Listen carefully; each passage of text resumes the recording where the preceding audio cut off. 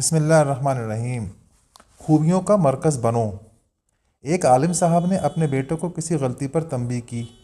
بیٹے نے جواب میں کہا، یہ بات تو فلاں عالم میں بھی پائی جاتی ہے اور میرے فلاں استاد بھی ایسا کرتے ہیں۔ اس پر والد محترم نے نہایت حکیمانہ نصیحت فرمائی، بیٹے، ہر انسان میں کچھ نہ کچھ کمزوریاں ضرور ہوتی ہیں، تمہارے اساتذہ اور بڑے بھی اس سے مستثنیٰ نہیں ہیں۔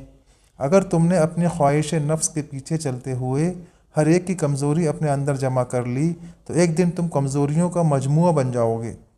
اس کے برعکس اگر تم نے اپنے ہر استاد اور بڑے کی خوبیاں اچھائیاں اختیار کیں تو ایک دن تم خوبیوں کا مرکز بن جاؤ گے۔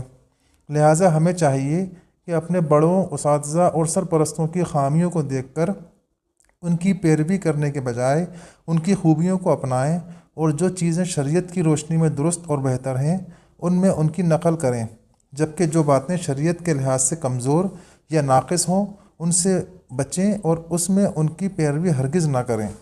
جزاک اللہ۔